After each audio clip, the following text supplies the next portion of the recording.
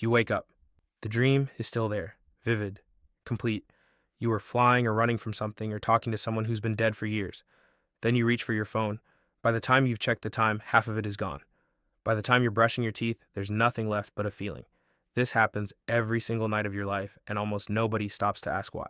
Most people assume dreams are simply fragile, that they're too weird or too random for the brain to store properly. But some evidence suggests something much stranger. Your brain may not be failing to remember your dreams, it may be designed to forget them. To understand why dreams disappear, we first need to understand what your brain becomes while you're asleep. Most vivid dreaming happens during REM sleep, a stage your brain enters several times throughout the night. And REM sleep is strange. Your body is almost completely paralyzed, yet your brain is nearly as active as it is when you're awake. Scientists once called it paradoxical sleep. From the outside, you look unconscious. Inside your mind, entire worlds are being created. And here's something even stranger. Most people have several dreams every night. Over the course of your life, you'll spend years inside dreams. Years of conversations, experiences, and stories, and you'll forget almost all of them. So where do they go? Here's the first clue. While you're dreaming, the systems your brain normally uses to store memories are operating under completely different conditions.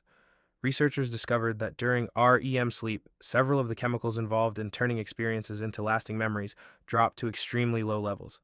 The dream is still happening. Your brain is still generating sights, sounds, emotions, and entire narratives. But the machinery responsible for saving those experiences for later isn't working the way it normally does. Imagine writing an important document on a computer. You're typing, the screen is updating, but the computer has lost its connection to the hard drive. The writing is happening, the saving isn't. That's essentially what's happening during many dreams. Not because the experience isn't real to your brain in the moment, but because the process that would normally lock it into long-term memory isn't fully available. But that's only the beginning, because researchers later found something even stranger. Your brain may do more than simply fail to save dreams. It may actively limit how much of them reaches your memory in the first place. Some scientists describe this as a kind of built-in firewall. Every night, your brain generates enormous amounts of internal activity.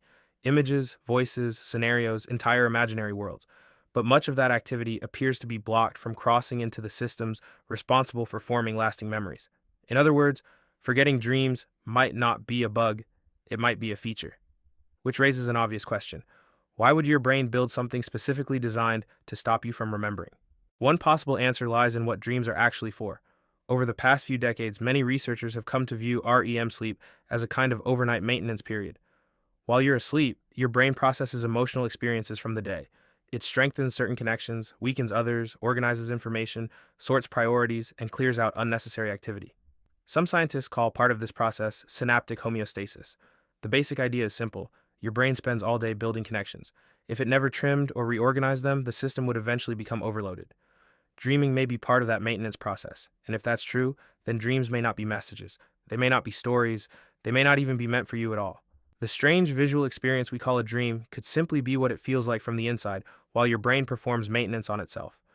You're not watching a movie, you're looking through a window at the machinery. And maintenance work doesn't need to be remembered to be useful. A surgeon doesn't need you to remember the operation for it to work. This idea also explains something dream researchers have noticed for decades. Most dreams don't survive waking up, but the ones that do are usually strange. A nightmare, an anxiety dream, something deeply emotional, something bizarre, something impossible. Meanwhile, ordinary dreams almost always disappear. You rarely remember the dream where you stood in line at a supermarket, but you remember the dream where your house was floating through space. And that's not surprising. Even while you're awake, emotional intensity is one of the strongest predictors of whether a memory gets stored. Experiences that trigger strong emotions leave stronger traces. Dreams appear to follow the same rule. Most dream content fades away, but occasionally something emotionally powerful punches through the blackout. Just enough survives to make it into waking memory, which is why you remember the nightmare and forget the 17 ordinary dreams that happened around it. But there's another mystery. Even when you do remember a dream, it often vanishes incredibly fast. Researchers have described dream memories as unusually fragile, more fragile than almost any other kind of memory we form. A normal memory can strengthen over hours or days. A dream memory often begins falling apart within minutes, unless something interrupts the process. Writing it down, telling someone, repeating it to yourself. Anything that forces the brain to treat it like a real memory, because the moment you wake up, a race begins. The dream still exists for a short time, but if it isn't transferred into more durable storage quickly enough, it disappears. Most of the time, it loses. You check your phone, you sit up, you start thinking about school, work, breakfast, whatever comes next, and the window closes. The dream evaporates exactly the way it was always going to, but there's one final piece to this puzzle, and it may be the strangest of all. Researchers studying lucid dreaming have found something fascinating. People who become aware that they're dreaming are far more likely to remember the dream afterward. And that matters, because becoming aware inside a dream appears to activate some of the same brain regions involved in self-reflection and memory while you're awake. The more aware you are inside the dream, the stronger the memory trace seems to become, which suggests something unsettling.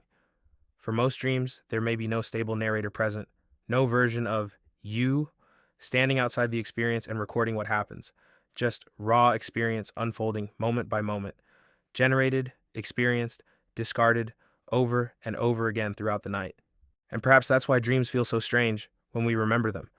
They're not stories created for an audience. They're not memories designed to last. They're the byproducts of a brain doing something else entirely. So every morning, you wake up having lived through hours of vivid, emotional, often extraordinary experiences, and almost none of them get filed away. Not because they didn't happen, not because they weren't important to the brain generating them, but because that brain was never trying to show them to you in the first place. You were never the intended audience, you just happened to be there.